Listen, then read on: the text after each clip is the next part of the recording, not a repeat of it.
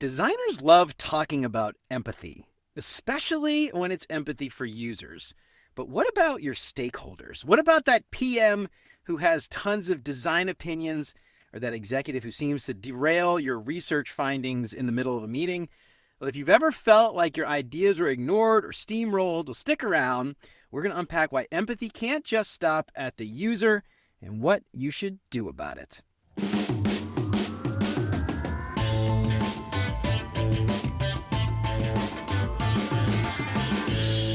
What's up, UX fam? How's your mom and them? Welcome to another episode of Beyond UX Design. I'm Jeremy. If you're new here, welcome. I am super stoked to have you. You ever ship a feature that should have never seen the light of day? Or survive a sprint planning where nothing got planned? Or maybe you just said, let's circle back under your breath for the 50th time this week. Well, you, my friend, have earned a Merit-ish badge. Introducing the Beyond UX Design Merit Badges, a vintage-inspired sticker series for UX designers, PMs, and engineers who have seen things. Choose from 3 sets: soft skills, sharp tongue, Cult of Figma initiation, the Pixel Pusher survival kit, and more to come, so stay tuned. Each set of 5 badges celebrates the chaos, the coping, and the conference calls that should have been DMs. Stick them on your laptop and flaunt them at your stand-up. Show the world you made it out of Q2 with your sanity mostly intact. Get 1 set of 5 stickers for $12 or 2 sets for $20 at beyonduxdesign.com/badges. Just promise me one thing: send pics and show me where you stick them. How often do you stare at a blank Figma canvas unsure where to start? Well, this episode is brought to you by Mobbin, the ultimate UI and UX design inspiration library. Mobbin gives you instant access to over 400,000 beautifully designed UI and user flows from apps that you love, and content is added weekly, so you never have to start from scratch again. Quickly find exactly what you need, search by app category, UI patterns, or even specific features. And my team and I use Mobbin daily at work to find useful patterns, and it helps my team work much more efficiently. And honestly, I can't imagine kicking off a new feature without Mobbin. So ready to level up your design process? Visit mobbin.com/beyondux to get 20% off Mobbin Pro today and never run out of inspiration again. And if you haven't done it already, please consider subscribing to the show wherever you listen to podcasts. And if you are regular here and you feel like you're getting something out of the show, I would love it if you left a 5-star review. That'll help me out so much more than you can imagine. And as always, thanks so much to Chris, Siraquan, Stacy, Roddy, Megan, Andrew, John, Mark, Kevin, Jason, Michelle, Marty, Tino, Adina, and Zoe for all their support. And if you want to join these fine folks and many others and help keep the show independent and ad-free, you'll get exclusive access to the entire video library of episodes, including episodes before they're even released. Get instant access to those videos right now for as little as $5 a month. And for more information on how you can support the show and help more people find out about what we're doing, make sure to check out beyonduxdesign.com/support. And of course, if you think the shows we're sharing, then for the love of God, tell your mom and them. So empathy, relationships, all these things are so important. And they're important because software is hard. And software is hard not because the code, although the code is hard, let's be honest. But software gets really hard because of the people that we work with every day. PMs, engineers, the whole lot of them. And I am so excited to have Thomas and Lawton, principal consultants at Drillbit Labs. They help product teams find clarity through research strategy and a whole lot of pattern recognition. And you might also know them from Depth, a well-regarded newsletter on research and product strategy. And I've got Thomas and Lawton on the show today, and we're going to talk all about why empathy cannot stop with users and why it's so important to have empathy for your team. Thomas and Lawton, welcome to Beyond UX Design, guys. I am so excited to have you on, suffering through this heat wave with us without the fans on, all for the sake of high quality audio. I appreciate it, guys. Welcome to Beyond UX Design. How's it going? Stoked to be here. Yeah, I've been really looking forward to this conversation. Thanks for having us. Yeah, of course. And it has been, I think it's been a while since we started talking, and I'm excited to have you guys finally come in. I think Amy Santee, if I'm not mistaken, introduced us. Is that correct? Good memory. Yeah. Friend of the show, Amy. Yeah. So shout out to Amy. All right, guys. So let's talk a little bit about this. You guys have a lot of experience dealing with teams, and you've both been in this business for a long time. I know I read that brief little bio there, but tell us a little bit about you guys and a little bit about Drillbit Labs and how you guys came to this realization that empathy is important for your team. Yeah, a little bit about myself. Been in UX, specifically as a research specialist for almost 10 years now, coming into the field by way of kind of the academic route. Thomas and I met in grad school getting PhDs in human factors. Really? Dr. Lawton, Dr. Thomas, are you guys doctors? Did you finish? We both did, yeah. Within a day of each other, actually, within 24 hours of each other. Thomas has been a doctor for a little while longer than me. We're almost twins in that respect. But yeah, I think this topic certainly revealed itself to me in my very first internship, reading between the lines of the politics that were going on and swirling around. Obviously I wasn't a huge part of that, but I could tell that there was a little bit of this dynamic going on already. So it's definitely been a theme. Sorry, I was just going to say, well, and I wanted to plus one that a bit. It feels like this subject, this topic is something that the industry has just been trying to say, and something that we've been observing all along the way from grad school, which is a very different situation where we are surrounded day to day by other folks getting their PhDs and human factors and human interaction, to a situation where, Jeremy, you said, we've got PM, we got design, all sorts of product folks, work with engineers, and we all have to come together to make product happen, right? Very different situation, a different set of motivations, different set of goals, and just throughout my career, it feels like the number one lesson that these dynamics have been trying to teach me is that everything's going to work best if we can have some level of empathy, some level of understanding of exactly what it is that the different folks that we work with value, and positioning maybe some of the things that we are trying to push for, some user value, as harmonious with what they want, whether that's a feasible product that can actually be something engineer can do, or something that achieves a certain business objective the PM has, or something that they're maybe bonus on. So it just feels like this is the lesson that I guess every job I've ever had has been trying to tell me all along the way. Yeah, it's really interesting too. Both of you have a doctorate in human factors, which I kind of think of as sort of like, in a way, psychology, the way humans think about the machines they're interacting with. Humans, as you guys obviously know, tons of biases. We use tons of heuristics and mental shortcuts to help us think a certain way or finish a certain task. And a lot of times, those biases and heuristics and mental shortcuts lead to tons of conflict within, as it relates to team dynamics. And I know human factors is a little different than how like psychology as it relates to team dynamics, but I'm curious, like from your schooling and stuff you learned, how does what you learned when it comes to human factors relate to how we can apply some of those psychology principles to working with teams and team members? That's an interesting call out, Jeremy, because I think you're right. Because of our background, because of the things that we've studied, we might be able to put a name to certain things a little bit more easily. We can tell you when it's a fundamental attribution error. We can look at a team that's having some social loafing issues, and we can describe them. But really, I guess PhD might overqualify you to see these team dynamics, right? Like, I think we can all learn to recognize them.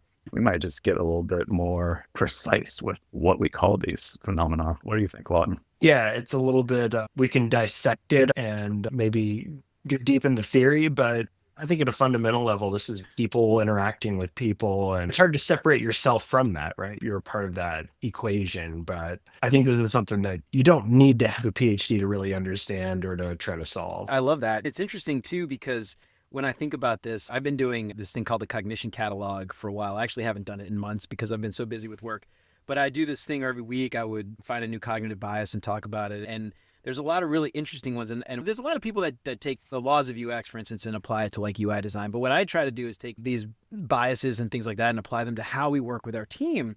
And the one thing that's always struck out at me is in-group, out-group bias, and how we other these people that are not designers, and we other people outside of our team. And then we end up thinking, oh, those PMs are always out to get us, or they're trying to take our job, or they won't give us a seat at the table. The engineers, they don't care about design. They're just so sloppy and all that stuff. And I'm curious, from your perspective, why do you think designers tend to do this? We preach empathy for users, but we just completely ignore it. Why do we do that? I've got some starter thoughts. I think Lawton will probably add to these. I love that you're calling out the in-group, out-group bias. I think that's probably like the central figure in this play. When it comes right down to it, Jeremy, I think it's just a perspective taking is a difficult task. Not something that comes naturally. You don't naturally think in someone else's mindset. You think in your mindset, right? That's the way that we've over 90% of the time throughout our day. And so when we're interacting with others, it is effortful and difficult to think about taking a step back and really just not even trying to place your own values on it or what you want, just legitimately thinking, what information is this other person receiving? What is their context coming into this? What are they going for? Why are they approaching it this way? And then working with them on that. It's just not necessarily a natural thing to do. And so you bring up the irony that a large part of the job in UX is empathy for a user.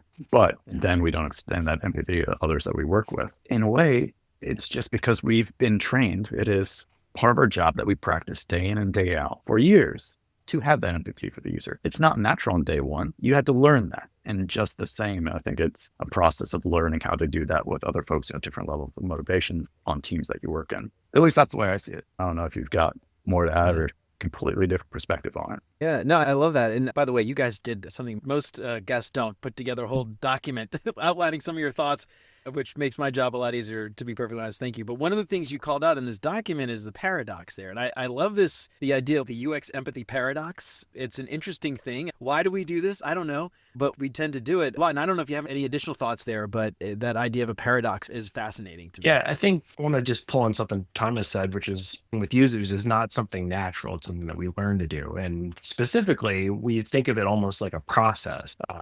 This life cycle that a product goes through. And at each stage, there are different activities that we apply. It's not really something that you just get good at and, oh, I can think like a user. Like you have to apply these activities to doing it. It's effortful. It's, if you want, cognitively, even from an energy level, costly to do this. So it makes some sense that, just because we can do it in this one area where we have a principled approach to doing it, it's not going to come naturally, and we're not going to be able to just do that without trying, if that makes sense. Yeah, I love that you call that out too, because it is true. This is something that we always say. I mean, how often do we hear, we're not our users, right? And we say that all the time because we tend to think that we know better than the users. And so that's a great call out. It is something that we do have to learn. I often wonder why this happens. When I think about boot camps, when I think about 4-year degrees, even for design, we're often taught how to do the work, the actual work, the hard skills. We're taught maybe a design process, design thinking. We do research exercises or whatever. And we're never taught working with other people that are not designers, very rarely. I can't think of a single program that I know of, maybe they exist, where you learn how to build software along with people who are also in the computer science program, who are also learning how to build software in a completely different way. It's kind of interesting when I think about that, like why this happens. We could probably get in a whole conversation about education and how education is failing the software industry.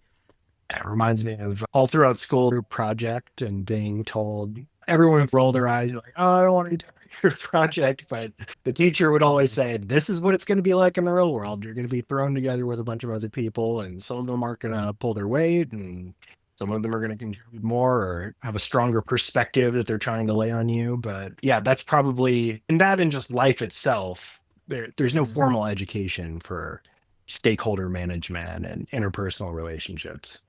Yeah, it's almost like we need cross-class projects, because a lot of times when we're talking about those group projects in classes, it's a set of folks all studying for the same thing and to do the same thing. It's almost like we need to get people from different majors working together a little bit more. We did that to an extent in grad school. So human factors as a discipline has like the psychology side, but also there's an engineering side where people are thinking more about like physical ergonomics and stuff. So Thomas and I took a few classes over there, and it was interesting. Oh, they're talking the same language as us, but they're thinking about it in a completely different way. So maybe that was a little bit of an education there. Yeah. I never thought about this before.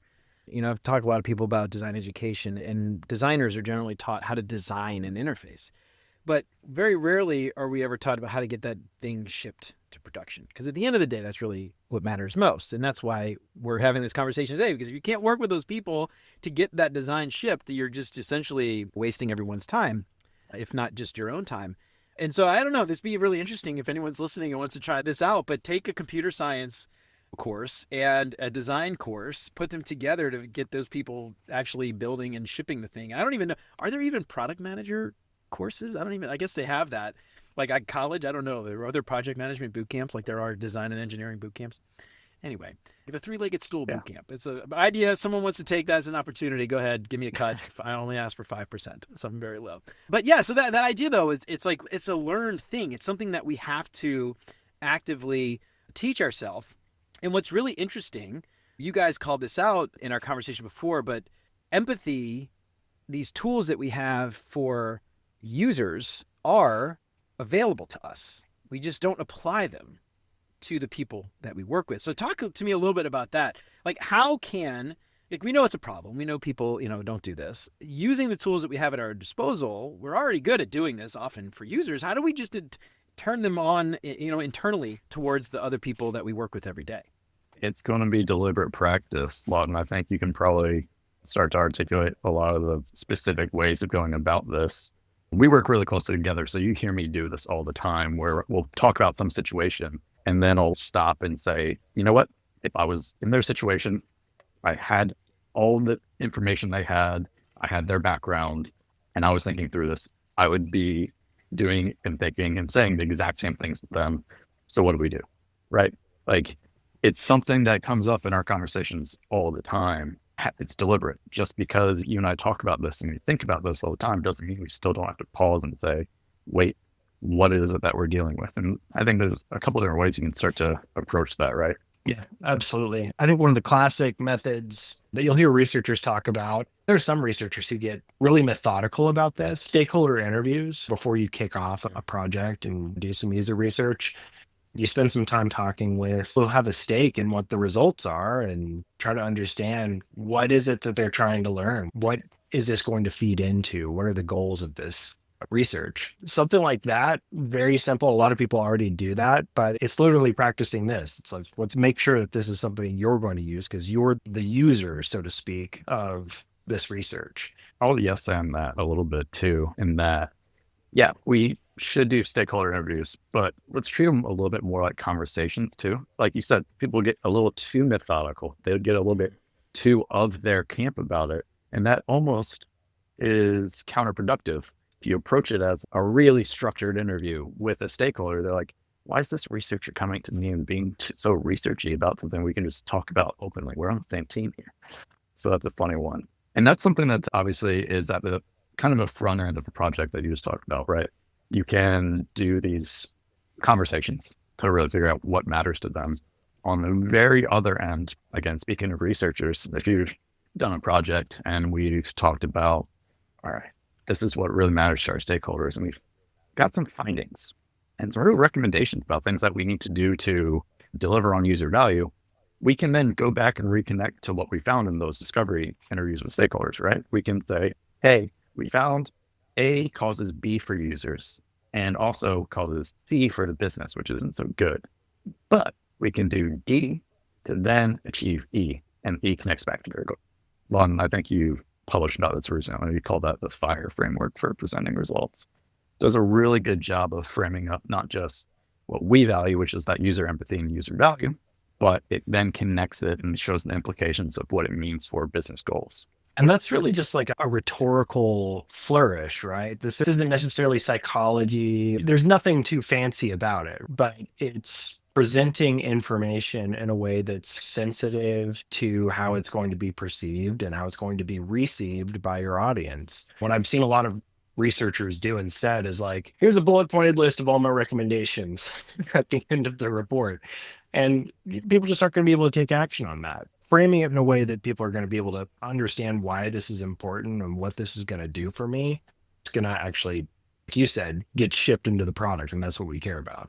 So, Thomas, you mentioned something a minute ago. I want to kind of circle back to this, and there's so much to unpack what both of you guys just said. I'm going to try to not forget. I'm writing notes here, but the first thing that you said, I think is really fascinating is a lot of people will treat stakeholder interviews and they'll be very methodical about it, and they will almost treat the stakeholder like almost like a research subject. And then the stakeholder starts to feel like a lab rat. But these are people that you work with and will continue to work with on a daily basis, and making them feel uncomfortable. Yeah, you might be getting some interesting insights, but at the same time, focusing so much on that method and methodology and ignoring the fact that this is a person and it's a colleague and it's someone that you're probably going to be communicating with on a regular basis. You got to get those insights out of them, but at the same time, you've got to have a good relationship so that they feel comfortable talking to you all the time on an ongoing basis. They feel comfortable reaching out to you. They feel comfortable pinging you on the side with random thoughts that they had, or looping you into conversations that you might have gotten left out of.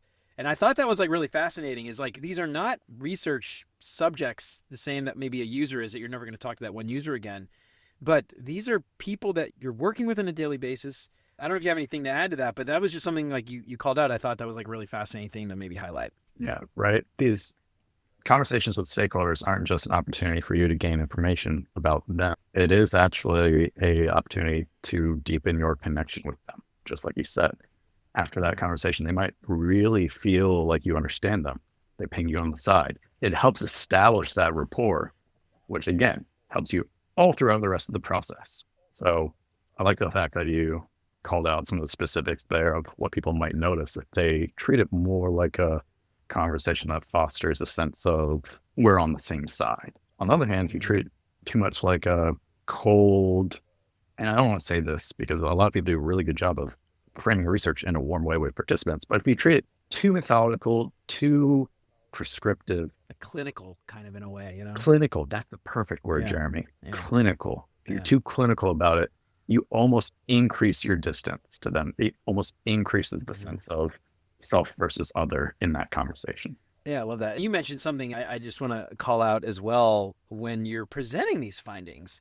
Like, we talk about empathy and the importance of it, but part of it is understanding, again, that these are people, and stakeholders are not a monolith, right? Product managers are not a monolith. Executives are not a monolith. They don't all think and act exactly in the same way. And knowing that, you can't know what to present, how to present, what to highlight, how to frame it. You could frame data in a bunch of different ways. What's going to resonate with that audience? And if I haven't had those conversations and gotten to the point where I'm empathizing with them, what do they care about? What keeps them up at night? What are they worried about? If you present this thing and they're like, but what about this other thing that like I'm actually way more concerned with? They're going to dismiss all the things that you presented and the work you've done, and you've lost credibility with them. And, you know, that seat at the table or whatever it is, the influence that we want, you lose it because you didn't take the time to understand them and their needs and what they care about, and making assumptions that like, well, they're executives, so they must care about blah, blah, blah, because you never know. And so figuring that out and framing it, you mentioned, I think it's called the FIRE framework. I don't know if you want to talk about that, but like how you can use that to frame it in a way that resonates with them. Is that something you want to dig into a little bit? Yeah, absolutely. So FIRE, it's an acronym standing for finding, recommendation, and then the expectation. Okay, so you're a researcher, you've gone out, you've talked to users, you've done a usability test, and you have a finding. You have, this is a problem or an opportunity that we can improve for the user. So simply stating what that is and where it's happening, like describing it so that a stakeholder can understand it. The implication is going to be, okay, now that we know what that is, what does that mean for the business? What does that mean if I'm a product manager and I'm being held accountable to such and such KPIs every quarter? How is this finding related to that? And to your point, Jeremy, you need to do the work ahead of time before you're presenting all this out to understand what those connections are. All right. So once you have the finding and the implication, now's the time to actually state, this is what we should do about it. And you can get down to nitty gritty. Here's a design recommendation. We need to take this out. It could be more directional, but that's where you state, this is what we should do to address that finding. And then after the recommendation, give an expectation. What is the outcome that's likely to happen to this? So if this usability issue is affecting this KPI, fixing it would then do the opposite. It would actually either completely make that problem go away, or it would improve that KPI. So again, just framing that in a really tight way, the finding, the implication, the recommendation, and the expectation, that's kind of your framework if you're delivering a research finding, if you want a recommendation that's going to stick. Yeah, I love that. You know, so I don't think this is related necessarily, but you said expectation, and this makes me think back to what we were originally talking about, like why a lot of this happens. When I think about a lot of the issues that we run into, we could even maybe use this as like based on the scenario where I present something and the outcome is not what I expected. When I think about conflict at work, when stuff happens or things don't go the way we expected, a lot of it has to do with the fact that we have mismatched expectations. I expect one thing, and again, thinking about these heuristics and these mental shortcuts and biases, I come in with my own set of biases, my own mental shortcuts, and assume because you're a product manager, you're going to think and act a certain way. And because I'm a designer, I'm going to think and act a certain way. And they're going to come in with their own expectations and their own biases. And if you're not having conversations and understanding where they're coming from and not building that empathy, I expect this, you expect that. We never talked about what our expectations are for each other. And then when we finish the thing, we're unaligned and we're mad and we're upset because those expectations were totally off. It's different, I think, from what you're talking about in the context of this presentation and the FIRE framework, but it made me think of that. And I don't know, I wonder, thinking back, we probably should have talked about this before we got into this other stuff, but thinking about that, I'm curious, as a researcher, what kind of methods might we have, or as designers at our disposal, to help figure those things out so that our expectations are aligned and we do know what to expect and they're very clear? I think it all goes together, Jeremy. So we've talked about stakeholder interviews at the start of a project, and here's how you might present recommendations at the end of a project. But you brought up the point that these are relationships, they're ongoing, and somebody's mismatched expectations are going to be a part of that. I know Thomas often gives this great advice. If you're starting in a new company, here's a set of interviews that you might want to carry on just to get the lay of the land. I mean, credit to my first boss on my very first internship, because what he told me to do my first week, I've done in every job since. He was like, all right, here's what I want you to do. There are these 3 people. He pointed them out. That's their desks. You're going to go talk to them. And you're going to ask them questions about what it is that they do. You're going to be curious. You're going to figure out what's important to them, what problems they're solving. And then the last thing you're going to do after thanking them is ask them who else you should talk to.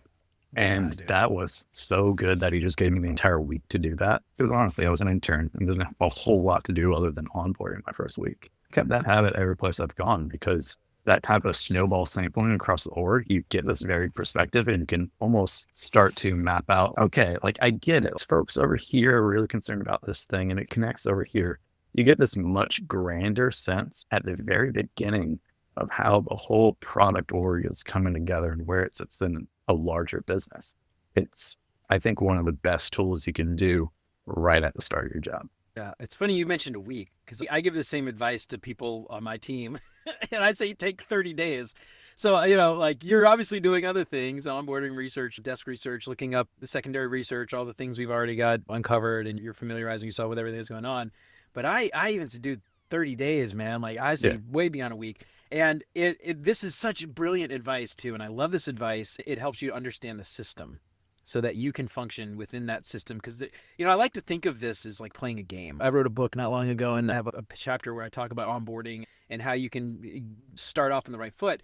And I like to think about it as a game, right? You've got players, you've got rules, you've got norms, you've got the way the system functions, you've got the way the system works, you've got power dynamics, you've got people who might be the captains or the manager, the people who have the power and the influence. And if you come in right out of the bat and start swinging your weight around, you're like, I'm the designer, the way you did this thing was stupid, and why would you ever make this decision? No one's going to take you seriously. First of all, that's probably the biggest problem. But none of those recommendations will ever get implemented, because everyone's going to say, well, we tried that, we did that, why would you even suggest that? We've already done that, it didn't work. And so having those conversations, it's brilliant. The other thing that I love about that question, who else should I talk to, is what I love to do here is, can you introduce me to them? Because when, the director of blah, blah, blah introduces you, you suddenly have this air of credibility about yourself as well.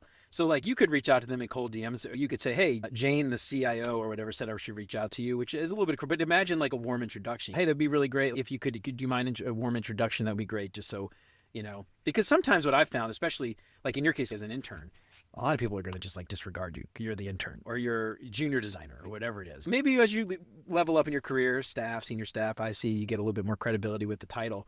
But a lot of times a junior designer, mid-level designer, someone's, go talk to that stakeholder. And that stakeholder might be an executive. They might be a director. They might be. And so who are you? Who are you reaching out to me? You're just, whatever. And so hopefully people aren't like that, but you never know. Some people are.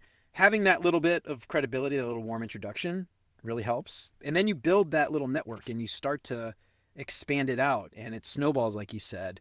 And you've got a great sense of the players, the rules, the norms, the system that you're working within, so that when you go and make the suggestions later, you have that air of credibility about you. Just last week, I just released an episode with Thomas Wilson. I don't know if you know him from LinkedIn, but we talked all about power mapping and stakeholder mapping and all that stuff. And this is something a lot of people think about, like stakeholder management. But that power mapping piece, knowing who the stakeholders are really important, but who influences who? Who's got the control? Who controls the budgets?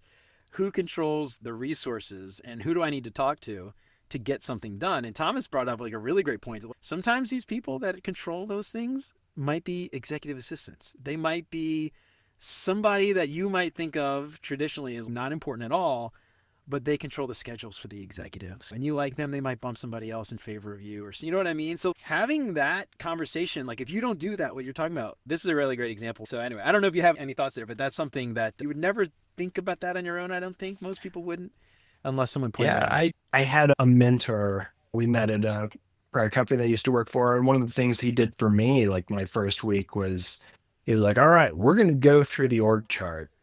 And he started listing out all the stakeholders, and they report up to this person, and this is part of the product org, and this is part of the design org. And the information that you would start to slowly accumulate in these interviews, but making it really explicit in almost like you called it a power map. Like, I think that's exactly what he laid out for me. And I think that if, even as an intern, if you can start to sketch that out and maybe check your understanding with your manager, that'll help you to make it real explicit where the centers of power are. Yeah, absolutely. I'll offer a different perspective, because I agree that's something that's really useful. When I do this, I literally just have some bullet points, a couple words, and like I'll look at, if your company has like Bamboo HR, like one of those systems where you can look at our org chart, sometimes it's helpful just to visualize and you've got that already built out. I try to make it as easy as possible. Like, for example, I know my family really well and how to interact with them and the different things that they all need. I never created a chart about it, right? Probably start to learn a company and just keep a few bullet points on people.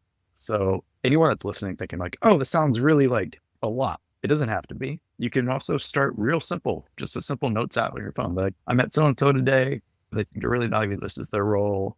Talk to them when you need blank. They got great perspective on it, right? You can make it as easy or as thorough as you'd really like to. Yeah, I love this too. And this is something Thomas Wilson brought up in interview. I feel like there's a lot of the stuff that we're talking about. The problem that I think a lot of people see with this is it feels inauthentic. It feels forced.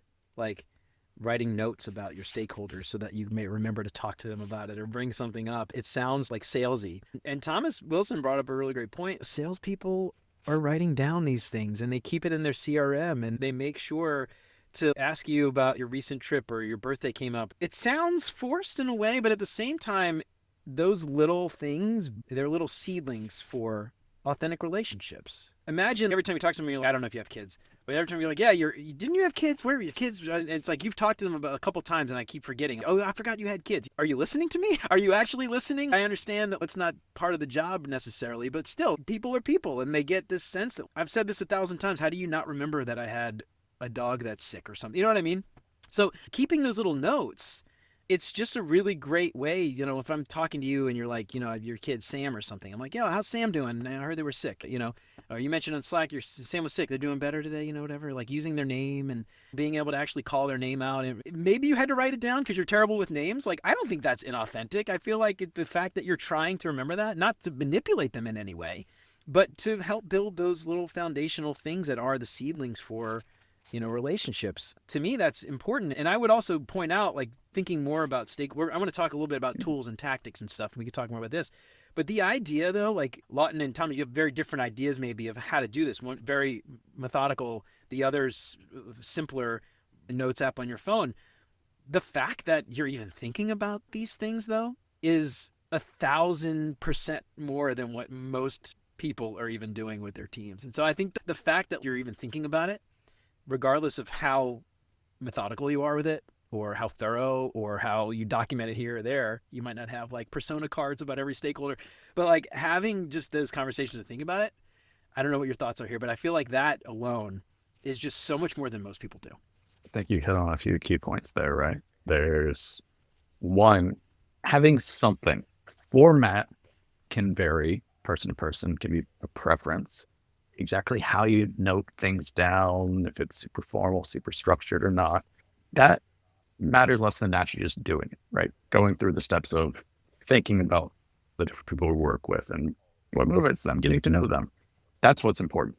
And then I really like the way that you articulated intent and mindset about it. I think we would all agree that if I was like, oh yeah, we met with so-and-so the other day and they have a dog that they just got, and I'm going to bring that dog up on the next meeting. I want them to like me.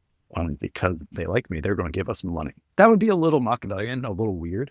But if it's just like, oh yeah, well, you've got kids, and I ask about your kids because like it's a big part of your life, and just genuinely interested in how things are going. That's different. So the intent with which we kind of consume and act on that information is super important, and I really like the way that you articulated that, Jeremy. Yeah, just don't be evil. Yeah, I think that's the because like at the end of the day, I think this is the thing. Like designers, we say we want a seat at the table. What we really are saying is we want influence. We want to influence decisions. We want to influence people. We want to change their minds. We want them to think about something that they aren't thinking about today. That's what a seat at the table essentially means, I feel like. And it's funny, we frame it as a seat at the table as opposed to influence, because influence is like a quote unquote dirty word, right? And I don't think influence is a dirty word. I think influence can be a very good thing. It's just, it depends on how you wield it. And so don't be evil. I don't know. I like that. All right, so I want to talk a little bit about tools and tactics and things that we can actually start doing tomorrow. I like to have like these key takeaways. People can actually do some stuff. So let's talk about this. Tools and tactics. For me, like one of the things I always like to default to is like one-on-ones. But I'm curious, like what other things, maybe one-on-ones are exactly what you want. Talk to me a little bit about that. I've got one thing that I'll actually tee up at the very beginning of this. Before we talk about even more specific tools and tactics, I want to introduce almost a mindset. When I think about digital experiences and creating them, I don't think about all the individual roles. I think about it just as overall product strategy is made up of goals, priorities, and decisions that do three things. They achieve some sort of business outcome, deliver on user value, and they do so feasibly. Those are the three things. And so anytime that I'm working on some given project, I'm not just thinking about user value, I'm thinking about product strategy at a higher level, and those three specific things. Jeremy, you mentioned the three-legged stool earlier. It's very much another way to think about it. Only weigh all my thoughts and decisions on user value, and I completely ignore feasibility. I'm acting like an AI that's gone completely mad in terms of over-interpreting its creed, right? Like we've seen AI where if you make it value some reward too much, it ignores everything else and you get really poor outcomes. It's almost like that. If you just say, I'm only going to focus on value.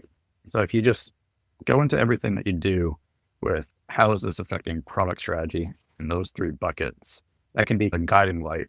And then maybe now we talk more about some of those specific strategies. So like a lens through which we make decisions, a lens through which we ask questions and have conversations to that end. Exactly. Yeah, I love that. Just something that comes to mind here is starting with a default assumption.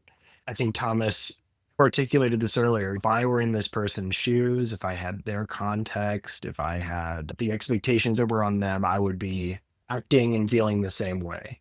Trying to like actually make a point to stop and think about what are the reasons why this person is acting this way, responding this way, or treating us this way, whatever the problem is interpersonally, and not attributing it to malice, like doing everything you can to say there's some good explanation for this, that I would do the same thing in their shoes. Yeah, I love that. This is sort of the reason why I started the Cognition Catalog and the bias series, because I think this is something, it's impossible to get rid of your bias. I don't think you'll ever get rid of your bias. You're always going to have that split second thing in your head that says, this person is being mean to me.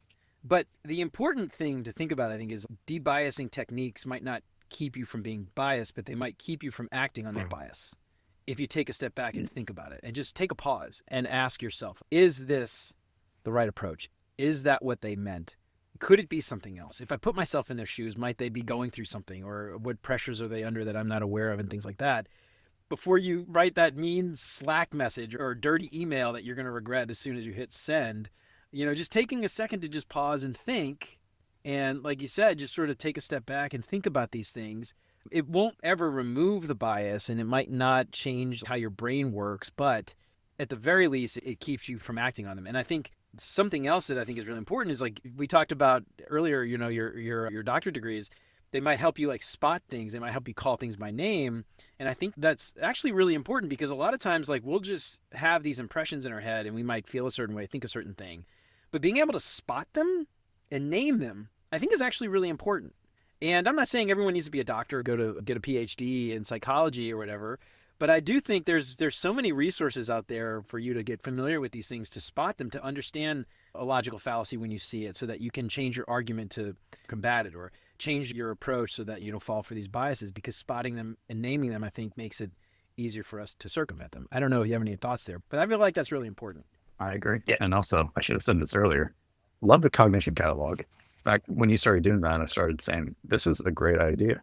So folks are definitely listening to that, first off. And then if you're into reading, get back on UX Psychology is a newsletter by Dr. Maria Panagioria. But Maria goes a lot into things like, I think one of her most recent articles was about hindsight bias and how stakeholders, and maybe what you're suggesting based off research findings, and then, oh, we knew all this, and then how you navigate that, and then put the label of, oh, this is hindsight bias, here's how I can approach it. Being able to give a label to other people's behavior, at least can help you respond to it. Yeah. No, I love that. This is good because I'm going to take that advice you got as an intern. Who else do you think I should meet to interview for the podcast? I'm going to ask for, I don't know if you know her personally, but I definitely would love to have her on and maybe do a warm introduction. That'd be nice. No, but I love that, man. And this is, again, like, yeah, one of the reasons I started the Cognition Catalog, and I need to get back on it. Like I said, I've been so busy with work, but it's so important to be able to identify hindsight bias or whatever bias it is and be able to call it out and spot it and redirect and change how the team works in the future. You could even, I think we've got a little bit of hindsight bias here. We're focusing on this thing, and now that it's over, of course it was obvious, but we didn't think about this before. Here's what happened before. And it also gives you some strategies. And this is something I try to do with Cognition guys. Like, how do you fight against this? Well, hindsight, you can document, you can keep track of all the decisions. You can have a decision library. You can point back to that afterwards and say, look, yes, in hindsight, it was obvious, but when we made that decision, here's what we knew. Yeah. And we maybe could have made a different decision, but this is why, so anyway, yeah, this stuff is important. And maybe it's not going to help you fall for it in the future, but you could at least find some tactics to do that. Anyway, I love that. I would love a sidebar, love a conversation, introduction with Maria. Absolutely. I won't try to pronounce her last name. But awesome, man. I love that. Cool. So you guys mentioned in our previous chat, I think in your doc as well, like the value of one-on-ones and using one-on-ones. And I'm curious, like tactics for one-on-ones. Do you guys have any specific advice for people? This is something I give this advice every. It's the first thing. I do a lot of coaching. People, first thing I ask is, do you have one-on-ones? Do you have regular one-on-ones? How often have you actually talked to them one-on-one? You ever had a conversation with this person? So for me, one-on-ones is like the default. That's where I start all the time. But I'd love some, if you have any, like some tactics, some ways to make those one-on-ones more effective and valuable to help you with this idea of empathy. Yeah, Jeremy, I love like simply asking yes or no, do you have them? Are they regular? Well, the point you were making earlier, the 80-20 of this is probably just doing it. When I've done these with stakeholders in the past, keeping them at least to feel a little bit more informal, like, oh, let's hop down to the cafeteria and grab a coffee. And I don't personally necessarily want these to feel like another one-on-one where you're necessarily trying to talk about a specific work goal, because you might not be talking about anything specific that's going on at the moment. It might just be like a context, like how are things moving and shaping in your world? What are the new initiatives that have been dropping you? It's all those things that you generally don't get a lot of insight into until you have something that you're working on together. And there may be some reason why, oh, I haven't heard from Jimmy in months. It turns out they've gotten this new initiative that's completely changed direction on them. So it's good just to have at least those sorts of things covered in a one-on-one. Yeah, I love that. I love what you called out like going and grab a coffee or something. And this is, I don't want to say I want to go back into an office 40 hours a week, 9 to 5, 5 days a week, Monday through Friday. But one of the things that I really miss about being in an office with people was like, hey, let's go walk around the block. Let's go walk down the street, grab a coffee, get out of the office for a minute. And now everything is remote and, that's fine. I'm not saying being in the office 40 hours a week is better by any means, but I do miss that ability to just like get out of your environment for a minute, go for a walk. One thing that I actually like to do with my one-on-ones now is like take my one-on-ones from the phone and instead of like video call, just put earbuds in and just go for a walk while we chat, as if we were on a phone call or something. or actually call them on their phone as opposed to like a Zoom call or something. But anyway, that's something that I personally like that. And, everybody to each their own. Some people love that. Some people don't. Some people hate going in an office. I'm curious, people who are remote, 100% remote maybe, what's some advice on like how to do one-on-ones effectively if you are remote? Is it really any different? Are there different tips and tricks for those remote one-on-ones that you might do differently if you were in person? I think like I actually use the phone call one a lot. If there's something about a dynamic that it's either stale or there's something going on and I want to like change the dynamic, I will do the phone call things where it's like, hey, next one-on-one, let's take this away from our desks. I'm going to be walking around my neighborhood. Where are you going to walk? Just suggest, let's get things moving. Because there's something weird about changing our habit, routine, and or physical environment that allows for a change in a interpersonal dynamic. So I love doing that one, actually. Another one, let's say you can't do that. It's still on video. Leave some room for spontaneity in that call. Don't try to manufacture it too much, but what can happen is you just jump on, it's your little window, their little window, that's it. All the little things that you mess up, like being in the room together, like all of that little serendipitous elements of the environment that you both share, that gives you at least something small, even if it just is a little bit of small talk about the weather or something about the name of the room. The conference room says funny names in this floor, don't they? They kind of just add a little sauce to the conversation before you get going and just ease things in. So try to find a way to not artificially, but introduce a little bit of that human element so that you're not just two boxes talking to each other. It's funny you mentioned that. And this is something that I personally don't do. A lot of times you go join a Zoom meeting, people will blur the background. A lot of times there'll be like a company background they'll want you to use. So all use their head with the company logo. You've probably seen those as well. And people turn those on. But I'm going to move my mic so you can see real quick. For those listening at home, but I've got all this crap back here. I got like Weezer soap because I love Weezer. I was in a Weezer cover band in college. Legos, like Star Trek books, like on-air thing. I've got Legos here and like all these things right there. And I can't tell you the amount of conversations this has started. Random conversations. Someone's like, oh, I love Legos. Someone's like, is that a Weezer thing? Do you like Weezer? I'm like, oh, dude, I was in a Weezer cover band in college. I was actually on a call with an executive, like a C-level executive, like a couple months ago. And we started talking about Weezer because he like was a huge, it says something though, like a 40-year-old guy's like a C-level executive. And then like me, I'm like an individual contributor still, like not even a manager. I don't know what life decisions I made to get to that point. But anyway, we were both like Weezer fans, right? And so anyway, some people, they don't want to show off the personal stuff. But then when I think about like being in an office, like people are like, oh, my background's messy. I'm home. My background's messy. I'm like, curate your space. Like there's no excuse for where you set up your little home office to be a freaking dirty clothes. Like get a light, I got these little lights here. Get a light, make it presentable. And you add that level of authority when you have a nice microphone and you don't look like you're in a cave with a hoodie on over your head. You know what I mean? Like that kind of stuff. We talk about influence, like the other biases as well, the halo bias, the horn bias.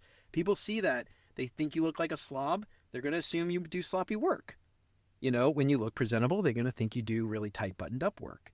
And, these are cognitive biases. These are how people think. Knowing that, should I think at least, influence how you present yourself at work, And maybe you do wear t-shirts because you're a designer and we can wear t-shirts and stuff. But like, you've got a clean background. You tidy up your space.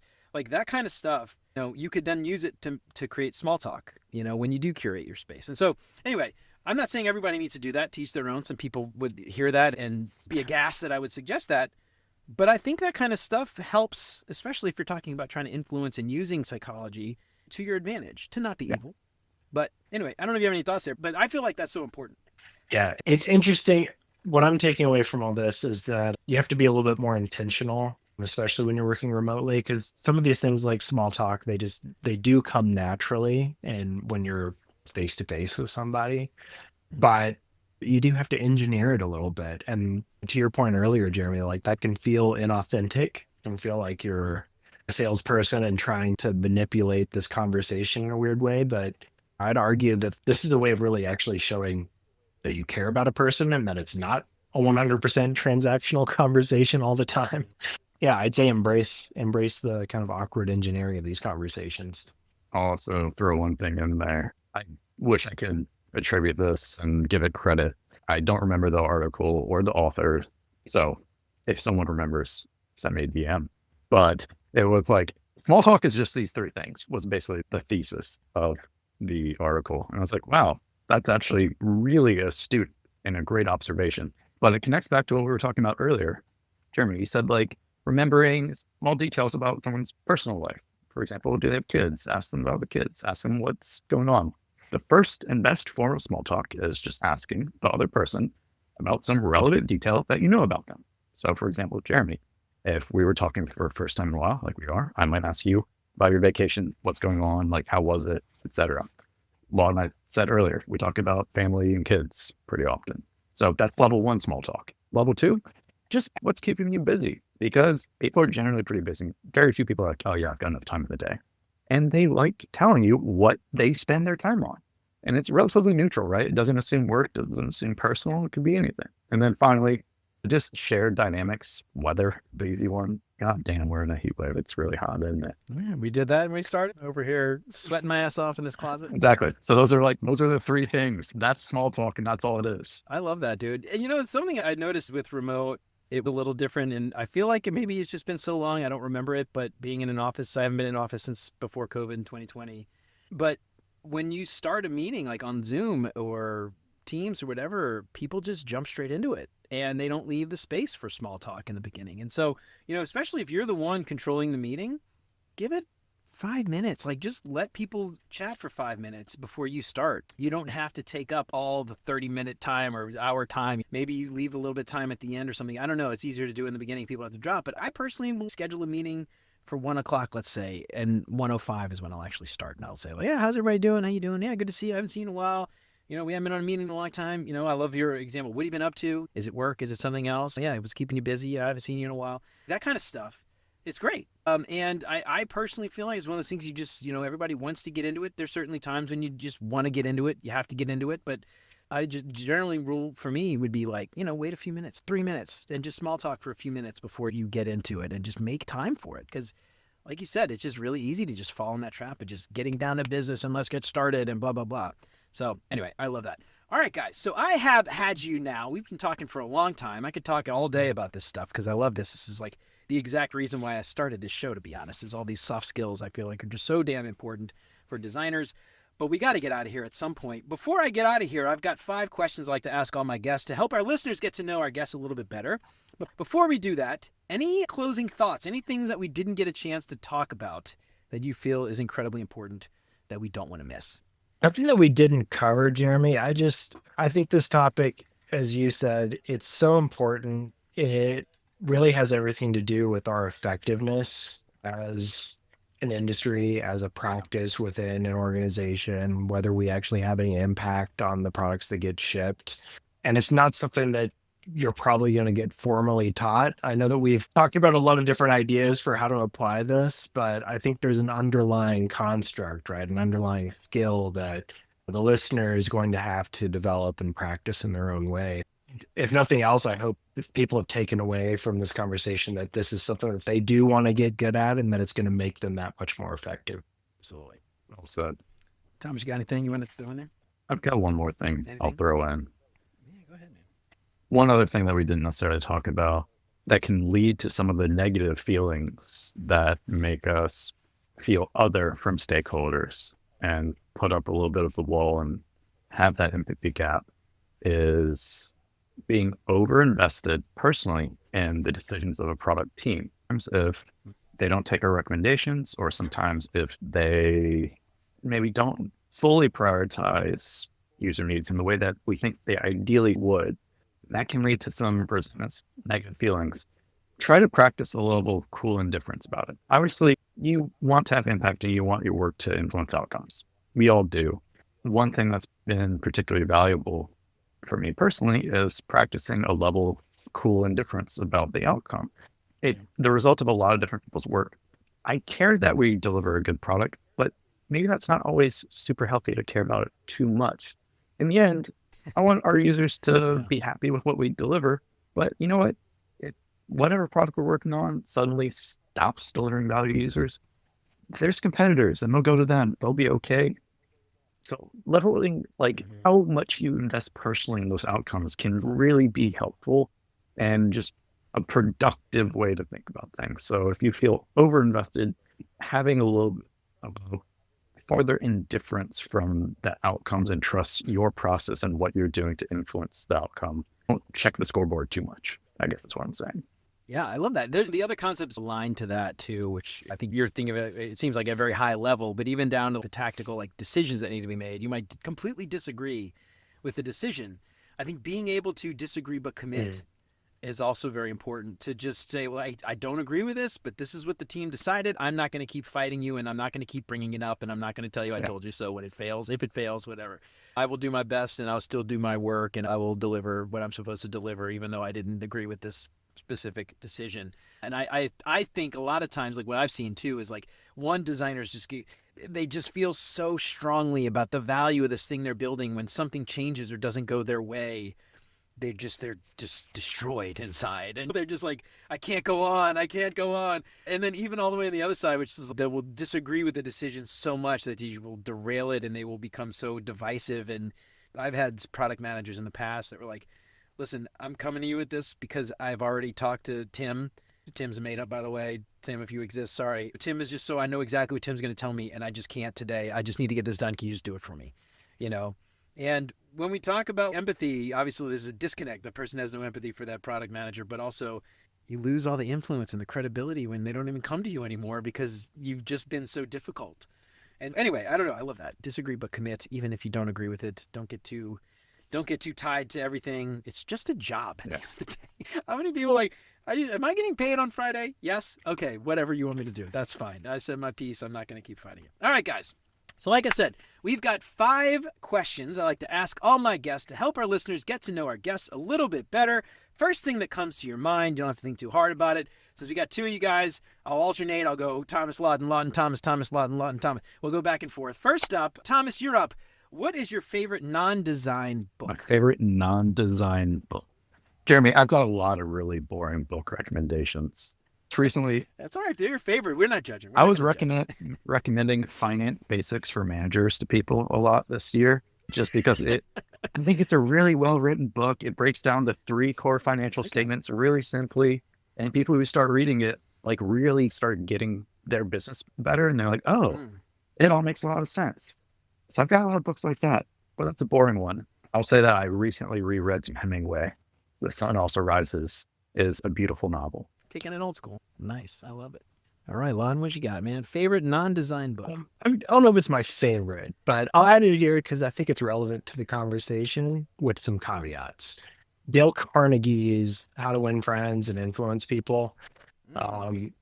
That one was one that was really impactful to me at a crucial juncture in my life. I think I just college, and I literally didn't have any friends where I went to college. So, it really helped me there. I reread it a couple of years ago, and I was like, a lot of this really holds up. There's some things that are a little antiquated in it. I remember I was telling my wife how great it is. She picked up the audiobook, which I would not recommend. It's read by a 40s radio announcer, but there's a lot of good stuff in there if you pick up a hard copy. Yeah, I love that. Yeah, that's a good one. That one's always highly recommended by lots of guests on here. And when we talk about influence, man, I mean, win friends. We're not trying to win friends necessarily, but we do want to influence people. And I think there's, like you said, there's a lot of old stuff in there that might not hold up today. But yeah, at the end of the day, though, I still think totally valid book. I will allow it. All right. Next up, what is your favorite non-design podcast? Lawton, you're up first. Okay, cool. So there's one. So obviously Thomas and I started Drillbit Labs together. And when I was making the transition from being an in-house employee to, what about starting a business? I started listening to this podcast called Founders. And I would actually recommend it to designers. And you don't have to be wanting to start a business to like it, because it's basically this guy, he reads bios of business founders, athletes, different influential people in the world. And he gives you all the play-by-play of going through this and what's relevant to your career. And that's one that I would highly recommend. Yeah, I love that. Yeah, as designers, we didn't talk about this. I know in your doc we talked a little bit about it, and we just didn't have the time. But understanding the business and speaking the language of the business and all that stuff as it relates to the influence is really important, and empathy and what those people care about. But I think like listening to a podcast like that helps you understand every story is unique, obviously, but hearing some of the pressures that a founder can be under, and especially if you work at a startup or something like that, the pressures and the decisions, the hard decisions, the challenges, I think is super valuable. I love it. All right, Thomas, what you got? Favorite non-design podcast? I'll say right now, because they're still releasing episodes, there's a podcast called Search Engine that I particularly enjoy. I think a lot of folks will resonate with because a lot of episodes focus on, I'd say, the intersection of tech, society, and culture. There's a lot of really well-produced investigative journalism on just topics that you might not have really thought that much about. I think my favorite was the airplane coffee. Oh, yes. There is an episode all about airplane coffee and should you drink it, and is it just a bunch of fecal matter? I've heard mixed things. Yeah. So what is for spoilers? Because I'm sure people are dying to know. Is it as bad as everyone thinks? Depends on the airline. Okay. Would you drink the coffee? There's a better way to put it. Would you drink the coffee? I do. On a flight. We're probably fine. I always stick with, for some reason on a flight, I go with ginger ale. I don't know why, but ginger ale is always, I don't drink ginger ale ever, but like on a flight, I drink ginger ale. It goes really well with those little Biscoff cookies that they usually give you and stuff. Because I try to avoid the coffee because, well, one thing too, it depends on the flight, but like coffee, like if I drink a lot of coffee, I have to pee a lot and I hate getting up and like bothering people to move and stuff in the flight. So I try to like not have to go to the bathroom when I'm on a flight. That's my goal. I don't like bothering people, hovering over people. I'm very like cognizant of that. I don't know. Empathy, I guess, as a designer. All right, let's see. Who's next? Thomas, you're up next. Favorite meal? Favorite meal? This could be something you've cooked, something you had at a restaurant, something your grandma used to cook, whatever. The best thing you've ever put in your mouth that we might consider. I know I've got a very specific answer. There was a restaurant next to the neighborhood I grew up in. I would order, granted, this is once I was an adult, but I would order a glass of whiskey. My appetizer was this crab dip, like baked crab with cheese and different spices and stuff that you spread over these crackers and a wedge of lemon squeezed over the top. Delicious. Main course, steak, potato, done. Simple as. Done. Whiskey. Yeah. I love it. Where was this? Raleigh, North Carolina. Raleigh, North Carolina. Okay. Yeah, good food scene there. All right, dude. I love it. Whiskey and steak and crab dip. Can't beat that.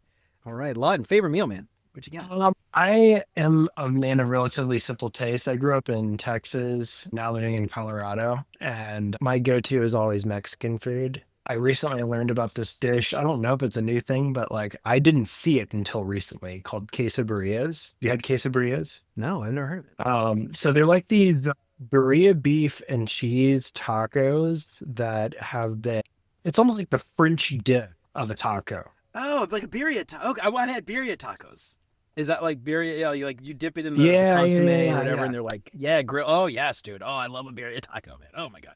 Yeah. Okay. Yeah, I get like this insane craving for it every couple of weeks where I just go on. Yeah, I think it's funny. When I was a kid, I don't remember them all, but I think that's only because like we had American Tex-Mex, and now more authentic dishes are becoming more popular. There's a restaurant down the street from my house called Olla, and dude, best birria. I guess I'm pronouncing birria. You gotta have the R in there. But yeah, the best birria tacos I've ever had in my life. You ever make it to Cincinnati, Northern Kentucky? Man, we'll go get some birria tacos together. They also this place does fries. So they'll take like nachos, like imagine toppings for nachos, like cheese and refried beans and jalapenos and onions and cilantro and like all this stuff. And then they'll do like guacamole, sour cream, all that. And the birria meat, but they'll put it over French fries, dude. Oh my God, it's freaking amazing. Oh, it's so funny. I think that would be my favorite meal if I'd had it. Yeah, dude. Oh my God, I'll ship you some. I'll freeze it and I'll send it your way. All right, let's see. What is your favorite vacation spot? Lawton, you're up. It's easy for me. Maui. Ooh, I've never been. You gotta go. Yeah, my happy place. I gotta go. Yeah, I've never been. I definitely need to get out there. But my beach is like Michigan now. It's just like not at all the same thing. But yeah. Anyway, one day I'll get out there. All right, Thomas, what you got? Favorite vacation spot, dude? Best place I've ever been. Only went once. Went there for about a week. I was on the west coast of Costa Rica, and it is just beautiful down there. Ooh, nice, dude. Got to go to the rainforest too. Definitely Oh, one of the nice. coolest biomes ever. Yeah, dude. My wife and I did Costa Rica for our honeymoon, and we did it was 1 week, but we did 3 spots, which is way more than we should have done for like a honeymoon. We did the cloud forest, like up in the cloud, like stayed at this little ranch up in the clouds. We did the hot springs, and then we did Manuel Antonio down on the Pacific side, dude. Oh my god, You it's get so it. pretty. The food, oh my god, yeah, dude. Oh my god, I would move there in a heartbeat if I could. I would definitely move there. I found the picture of these Goody nachos. Goody is the name of the family that runs this little taqueria. Anyway, check out that link when you get a second in the chat there, Lawton. It's like nachos. So, oh my God, the Goody fries. They call them the Goody fries. Whew. Oh my God, I'm getting hungry. I might go there for lunch today. All right, last question. What is your favorite design tool that is not Figma? Thomas, let's hear it. Oh, geez. Dude, I don't even know if it counts as a tool anymore, but this might just be me missing in-office, in-person stuff. I love whiteboards, man.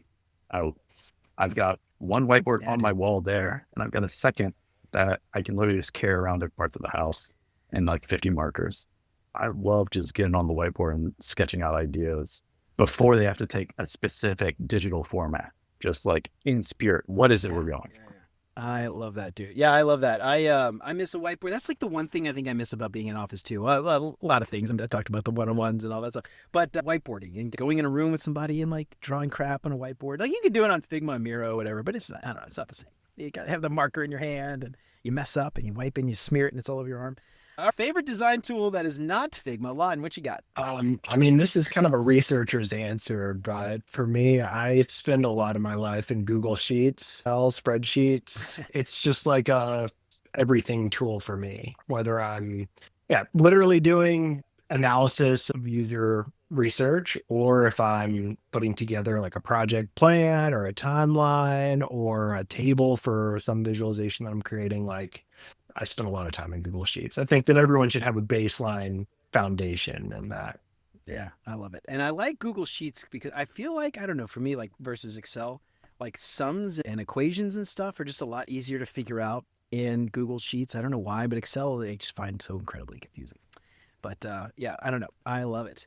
All right, guys. Well, this has been amazing talking to you guys. We are 5 minutes over our allotted time, so I apologize there. Before we get out of here, give everybody a plug. Let everybody know where they can find you, Drillbit Labs and all that stuff. Give yourself a plug. Yeah, absolutely. We are Drillbit Labs. We take a research-led approach to digital strategy. You can find us at www.drillbitlabs.com, or you can follow our newsletter at depth.drillbitlabs.com. I love it. All right, guys. Well, thank you so much. Sign up for that newsletter. Check out Drillbit Labs. We'll link to all that stuff in the show notes. Once again, guys, thanks for coming on. I really appreciate it. Thanks for having us, Jeremy. Yeah, thanks, Jeremy.